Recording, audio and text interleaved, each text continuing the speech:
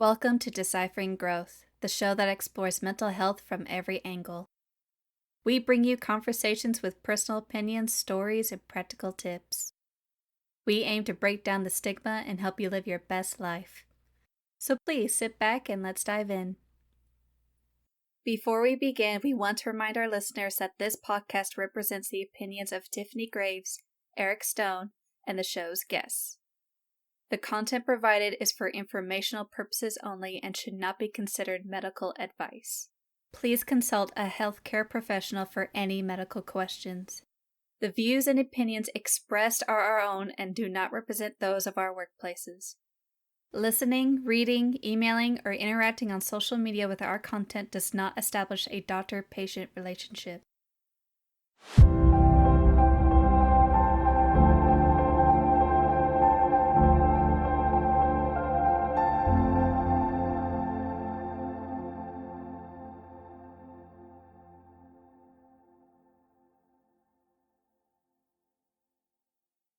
Hello, everyone. Welcome to another episode of Deciphering Growth. We appreciate you joining us to have another discussion on the holidays and some of the challenges that can come with navigating the holidays and trauma.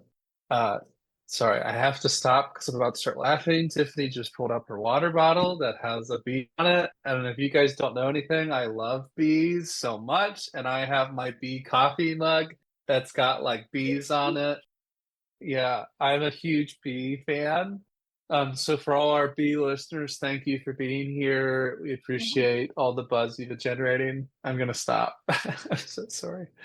This is like we swore we were gonna do this. So anyway, we'll get down to business. So we have been focusing on this just with like great intention.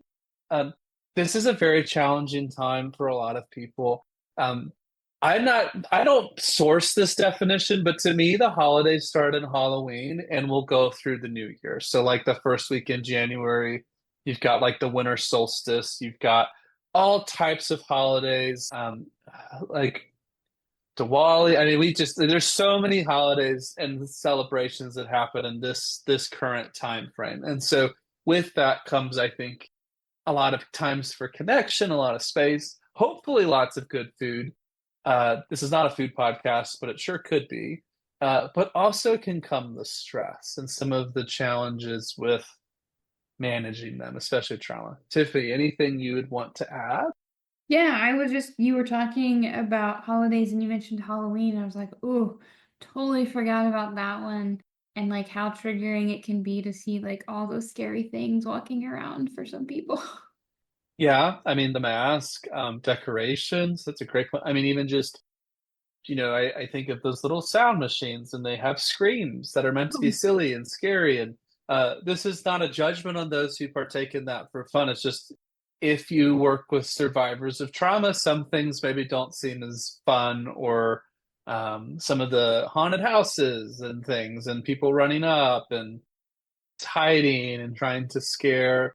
I also, just as a substance use counselor, really consider Halloween to January like the red zone. A lot of relapses happen in this time because a lot of those reminders of the connections we are missing, or the ones we don't have, or even with ourselves, those reminders come up. So it's just a very tough time of year. And if you kind of track with Halloween, is normally when the season shift starts to happen with some of the colder temperatures, darkness.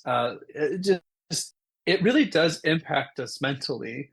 And it just all that kind of going at the same time, and you throw in all these other situations, it starts to kind of build a higher stakes situation table. And I want to make sure Tiffany gets a chance to tag in as well here. I usually hog the mic, so I'm going to throw it back to you.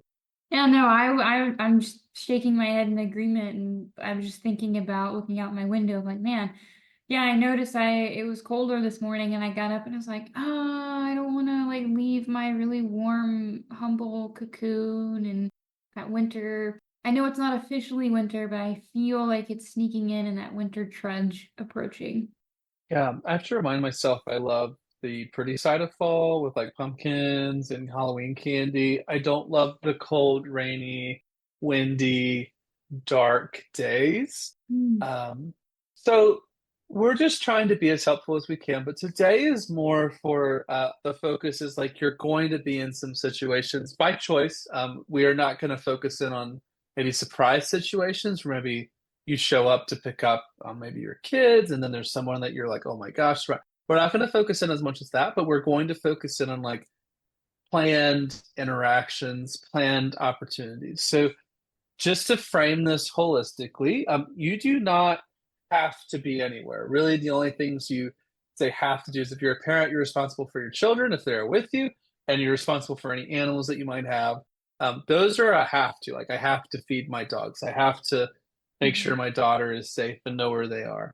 But you don't have to do any of these events, despite what family situation you may have grown up in, religious institutions you're connected to, community institutions. Like there's really, it can feel this way, but there's nothing you have to do. So I just want to give a shout out to anyone that is maybe in their healing journey that is kind of finding out there's some things that maybe you aren't going to be able to do this year safely. Really have empathy for you. And it's okay that you can't go do things that maybe this time last year you could have done with ease. It's okay that that's where it is, and it's also okay that you feel upset by that.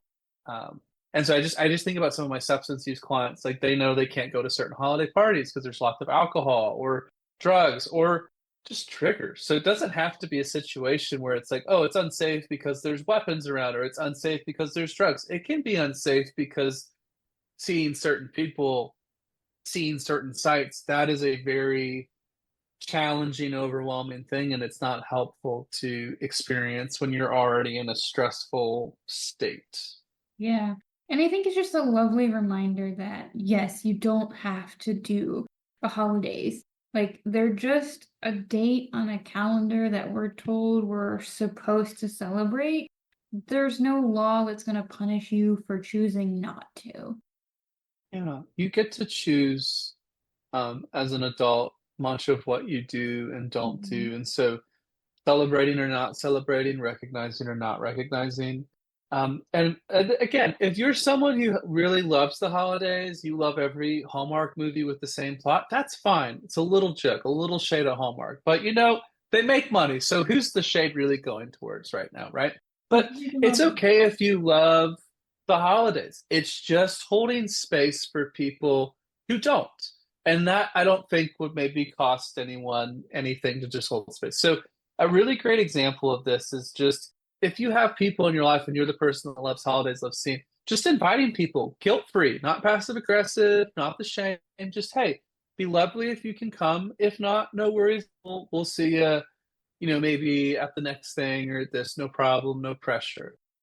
That's a really kind invitation. Also, like, I just have to, this is a substance use counselor this time of year. If someone wants a drink, they'll let you know. So if you've asked them, hey, do you want any wine, beer, da, da, da, and they say no, you don't need to keep following up. They know you have wine and beer if they wanted one. Because sometimes it's very hard to say no in a situation like that. And sometimes people in recovery feel like it draws a lot of attention.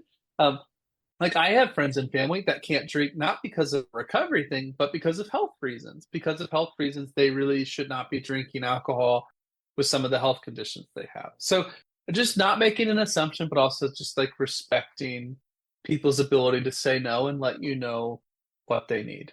Yeah. Anything on that, Tiffany? Yeah, I won't lie. It's really, really frustrating when I go to places and they're like, oh, do you want this? Do you want that? Or how about this? How about that? Have you tried this? Have you tried that? I'm like, I am an autonomous adult. I don't need you to check in like I'm two. It sometimes can feel No shade at dishonoring. teenagers, though.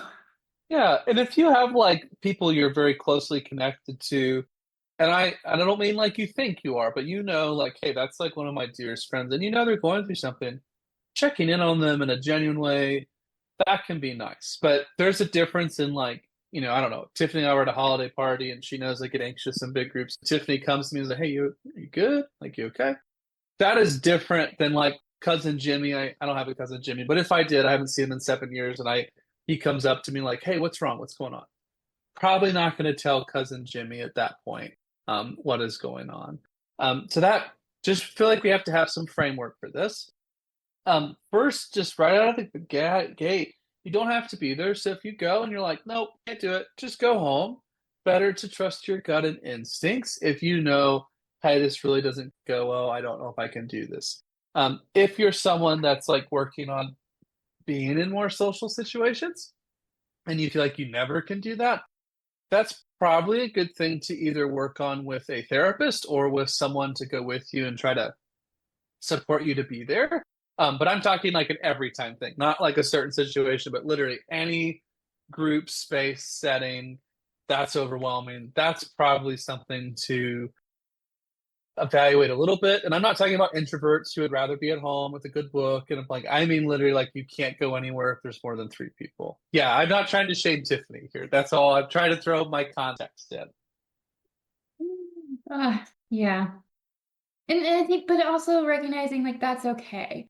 Like if you are an introverted, a more introverted type person, like it's okay if you only go and exert X amount of time or X amount of energy and then protect your peace. Like we're not all built the same and that we all love to be surrounded by other humans, and that's okay. Take a moment if you're listening just to kind of try to store some of this.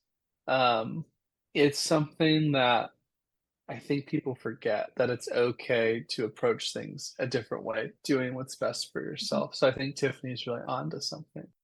It always reminds me, this might be a really weird analogy, but I always remind people, and this might resonate more with people who play games than people who don't. But like, Eric, have you ever played a video game? Do you have a favorite video game? I play Fortnite almost every day, so thank you very Okay, much. so Fortnite, when you encounter a challenge, do you keep approaching the challenge the exact same way all the time? If I'm tired, yes, but usually no. So that's what I always encourage people. I'm like, if you know in a video game you have multiple avenues of approach to an issue, what makes our lives any different?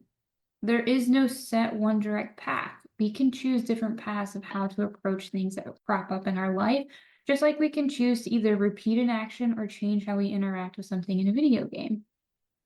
I want to say no, if I understand it right. Wait. Wait, am I right? I don't feel like I answered right. It's like you Can you have say? the ability to approach problems in multiple ways. Is Yeah, my I have that. Sorry, I didn't understand the question. That's funny. It's okay. This is the beauty of like live recording that we don't like set these up in case anyone had a like doubt that these really are live. That's good. Yes, there are more options to handle a problem. But I'm gonna sip some coffee. I mean, I could have worded that really poorly too. So like, No, I don't think the issue. Um, what's your wording? I'm so sorry. No, I do think there's multiple ways of solving the same issue or alleviating the issue. And I think it's just getting creative. This may sound dumb, but I talk a lot with my clients about just go to the bathroom. You don't have to be in there an hour, but just even a few minutes can maybe help your nervous system like re-regulate or just decompress, like catch your breath, like watch your favorite TikTok, or if you hate TikTok, look at a picture of your cat and dog. And if you don't like pets, then look up a photo of your favorite sports team if they're doing good. As a Colts and Bengals fan, it's not a good time to do that. So maybe not that, but just something that can reground you, and then you can go back out, going for a walk, stepping outside. Um, Also, just maybe coming in after it's kind of started a little bit, and then leaving a little. I mean, there's ways of kind of trying to handle some things, but I think what we want to make sure we focus on today is that if it's not safe for you to be in that situation and you're not at the space to handle that without mountains and mountains of work, you do not have to go. You don't. yeah. And there may be something where it feels like, well, I want to do it, and then I feel like I should. Like, if you still want to go, it's okay that you know going in a situation with triggers is tough. It's just honoring that inner wisdom and not shoving it down and denying it. Yeah. And like, just as a real life example, I had made a commitment to do something. But because of like flights and not feeling well and like other moving parts, my brain was like, you need the afternoon. Like this is not smart. Yeah. And I still felt guilty for like having to cancel the event, but at the same time I was like, I feel better knowing I am Mhm. taking care of myself to take care of everyone else throughout the week than sacrificing my peace of mind for like something that may or may not have like blew up my whole week in terms of being able to take care of myself and other people. Yeah. It's like, I feel like Tiffany, maybe another way I'm picturing this is like the rhythm of your body and the needs. And when you roll with that and honor that, things can flow very well versus like trying to swim against upstream. And I'm not trying to be silly, but like, salmon literally can do that because that's what almost they're built for their life is to navigate that journey, go back to where they hatched as an egg and go, and it's this really cool thing. But like if you're not a salmon and you're trying to do that, it doesn't work out. You're just fighting the current, maybe making a little progress, maybe not. And so I think it's a really good moment of like paying attention to what is or isn't needed, and what can be helpful or not helpful. Yeah, and so it's saying no. And I think as we're recording this and when this comes out, like if you get invited to 10 holiday parties, Friday, Saturday, Sunday, I don't know. I'm just making up a big number. There's a commercial going on right now. I won't plug the product, but they're like, you got invited to five. But it's like if you feel like you have holiday productions and events and traditions and this and that, and you don't feel like you get any space, and you know what happens to yourself. This is for me. I know what happens if I don't take time for myself. I'm either going to, yeah, there's just a few. I'm either going to plan the time to decompress, or I will start literally shutting down, and then I'm going to just get completely overwhelmed, and then I'm not going to enjoy anything I'm doing, and I won't be able to handle the commitments I need to be able to handle. And so that's something that I have to monitor for myself. Um, it's growth and therapy and other things and people who check me, but that's a thermometer I have to read myself. I can't, and now sometimes I need someone to help me read it. But really, I have to be checking that thermometer because I know more what's underneath the surface, underneath the hood of the car. I know what's going on for me. And that's a check and I got to do every day. Sorry. No, no, that reminded me of a wonderful metaphor I had heard from one of my fitness instructors that your body is kind of like a car. If you're not changing your oil and rotating your tires and making sure you're doing appropriate maintenance, you're gonna have all kinds of lights that come on and it's gonna be almost impossible to fix all the issues at once.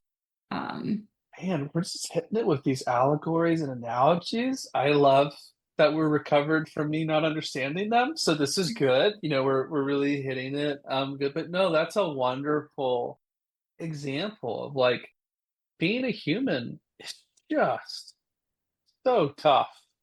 And there's just times where it's like it doesn't even feel possible sometimes. So this the just the caveat I know I keep throwing some. It's just check in with yourself of where you're at. I don't want someone who's maybe newly in therapy or newly aware of these wounds to hear like, oh, you gotta like ignore that, gaslight yourself. That's not what we're saying. But we're also not saying never go to things that make you uncomfortable. It's like there's this balance, and I would just argue you as an individual person will know what is feasible and what is not, and then go to trusted, safe people who can give you that feedback. Not just anyone, because like you don't need feedback from like if that's your therapist, if it's your partner, if it's family, if it's a friend, if it's a coworker, if it's your kid. Maybe your dog could let you know. I don't know. Sometimes my dog's just like, you need to slow down.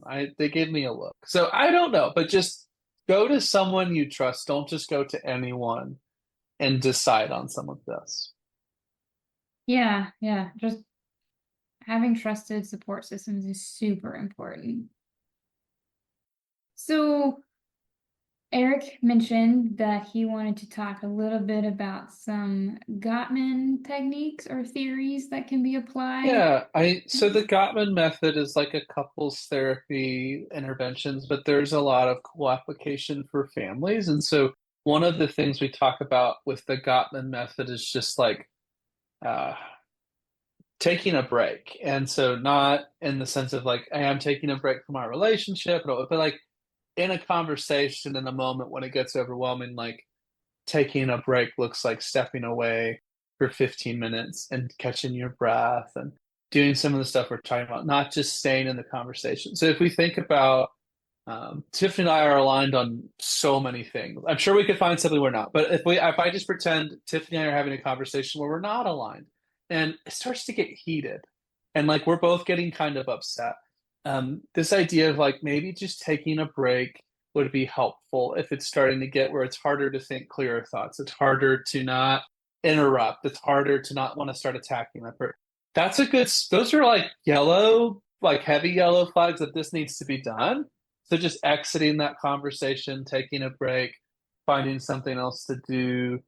Um, those are all positive things that can be done. But the other piece of this that I think goes with the taking a break is the 2 minute rule. So typically in a conversation argument, you kind of know how that's going to go within the first 2 minutes. This is from the Gottmans, and they're very wise. And if you want more free resources, they have a great website at the Gottman Institute. They're always putting out really cool free content.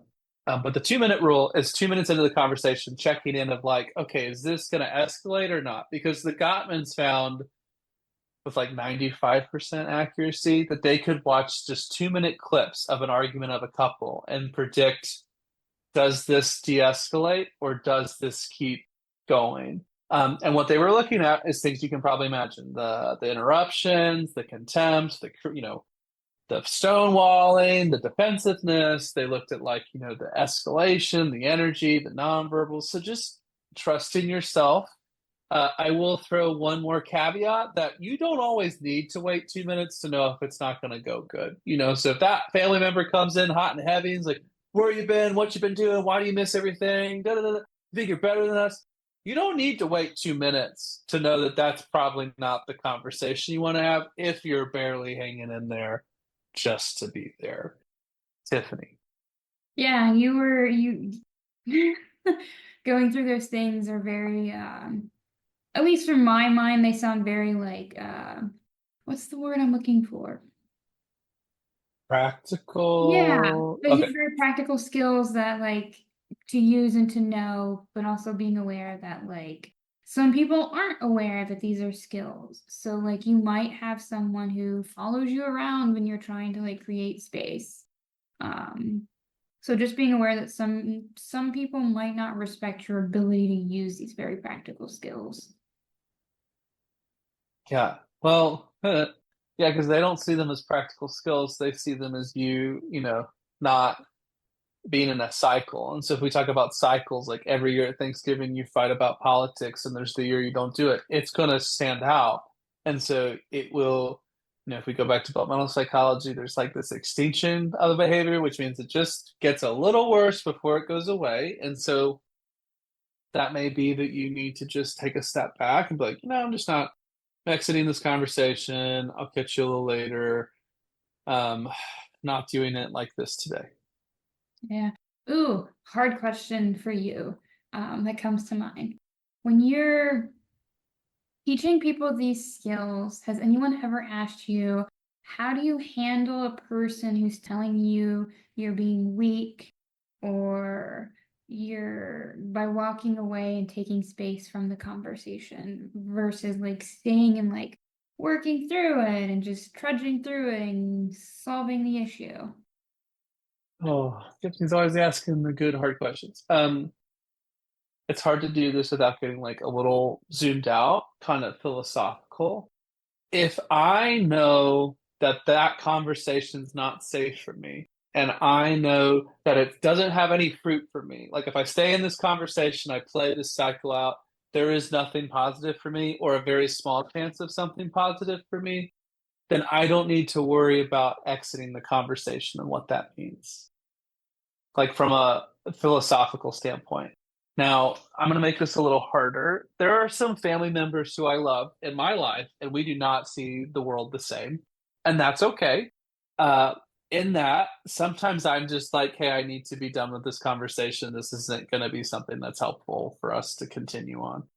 Now, the first time that happened, it was a big problem that I said that. Um, they, I think, grew to respect my boundaries, and now we have an enhanced relationship because we are not, I'm not crossing their boundaries, they're not crossing mine. But if someone's not able to respect your boundaries, I would argue, what level of relationship and closeness should you have with someone that is not able to respect your boundaries? And I think sometimes I've worked with patients and clients of they have been in this like what I ought to be doing, what I should be doing. I want the picture of everybody at Christmas and it looks picture perfect and everyone's, in a happy mindset, but that's not real life. And for a lot of people, that's not the reality. And so rather than like dishonoring themselves and going, they've taken space for themselves. Mm-hmm.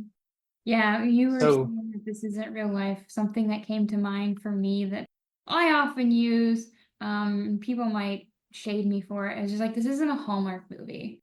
Like, we're really going after Hallmark today. I'm just gonna have to say, if oh, we it's get any because letters, everything I is would just so like to perfect. say Hallmark ornaments I find delightful. And I'm just like, how do they make these things? And some of them are gigantic. So Hallmark, if you do come after us, I would just like to say I'm very open to like ornament a year deal and I'll plug you all you up. But sorry, I'm just like, we're just really going after them today, Tiffany. We're just like, yeah, No, like get nothing out of here. against them. Like they have some really touching movies, but like we have to remember like what we see in media and social media, the movies. Disney's a good one too that does it.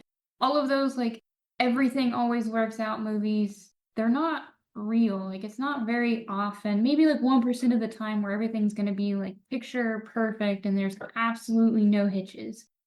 So you mean that I'm not going to go back to my hometown and meet the carpenter that's still single, my old flame, and then fall in love at the end of a tree in time for Christmas? You telling me that that's not a possibility for me and that's not real life?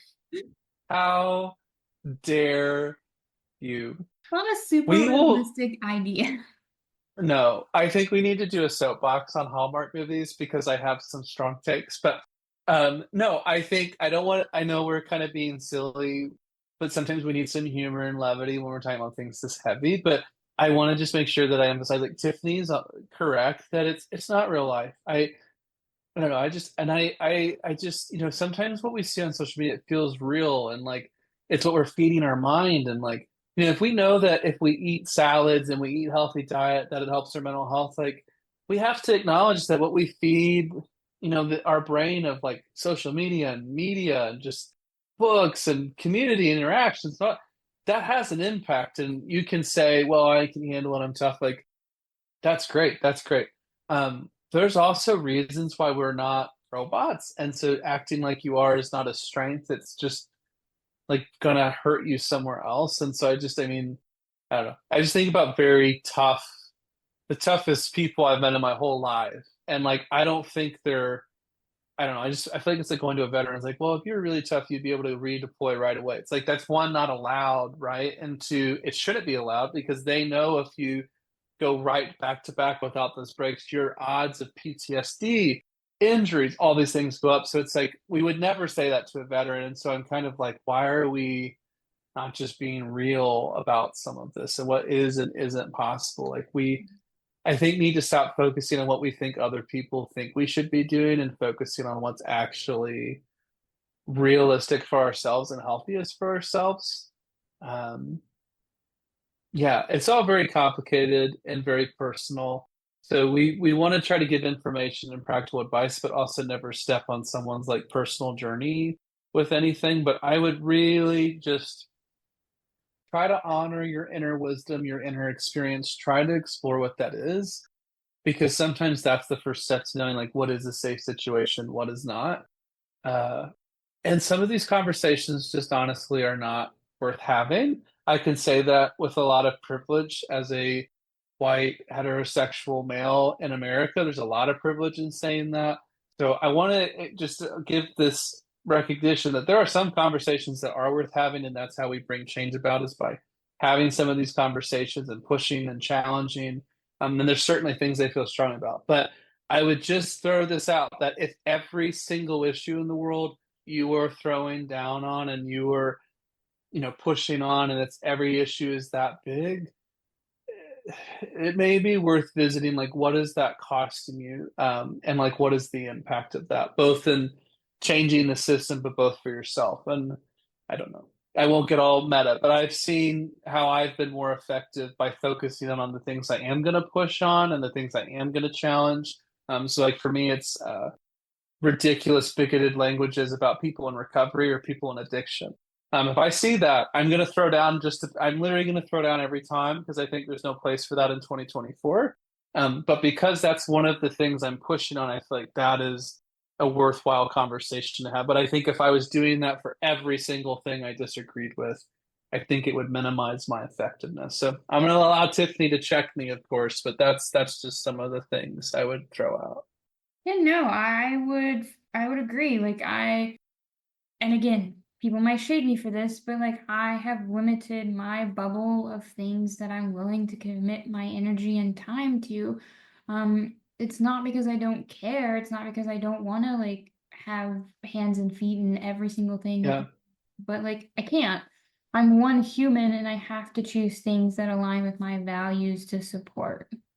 Yeah. And I think we all can have some level of care. I just think it's just complicated. And there's like 1,000 issues like I could say in the next sentence. And it's like, yeah, that's important. And I think it's just holding space that there's only so much we can really be informed about and know about, even if we're reading a lot of news and staying up to date. And so it's like, it's just kind of impossible for some of these very nuanced things to have, oh man, I really know. So it's kind of it is picking and choosing. And we could have a great conversation about which things do we pick and focus on and why.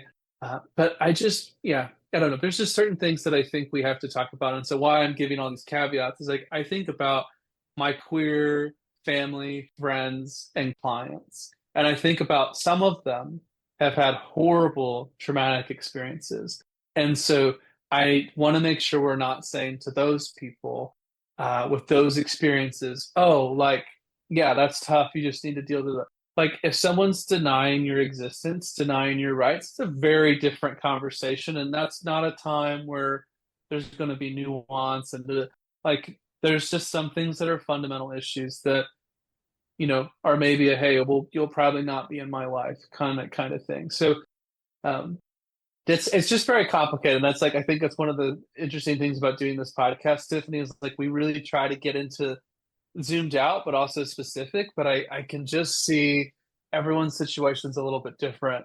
And that's kind of one of those red flags we look out for in therapists. And Tiff and I talk about this. If every single client someone sees gets the same treatment, the same goals, the same schedule, like that's a problem. That's not a strength. Even if you're seeing the same presentation, ADHD or PTSD, if it's always the same thing, beyond the first session, like that would be a problem because everyone's life's different. Everyone's needs are different. Symptomology can be grouped together, but it needs to be getting personalized, or it's not just this isn't like an elitist thing. This is just like you're not doing effective care. And if you're a patient, you're not getting the best out of what you're putting in if it's not getting personalized to what you're doing and what you need.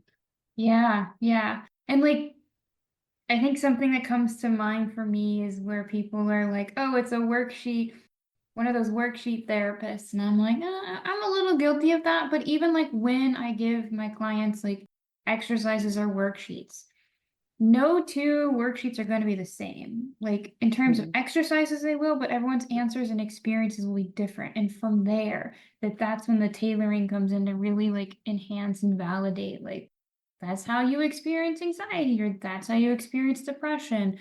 Like let's look at now what's going to work for you. Yeah, I love that. So if you were only going to remember one thing that we've all said, I would really just be like, honor your inner wisdom, honor your inner experience. Do not deny the Yeah. pieces you're working through, and to also really just listen to that wisdom. And also, as much as you can, plan ahead for some of these things. And if you're going with other people, just communicate with them like what your plan is and how you'll handle. And if there's somebody you're in particular worried about being a trigger, like just maybe communicate that with who you're going with. I really feel like I would be remiss if I didn't say this. When we talk about all these situations, we have been kind of focusing on like people saying the wrong thing or starting an altercation, like a just an argument, a verbal argument.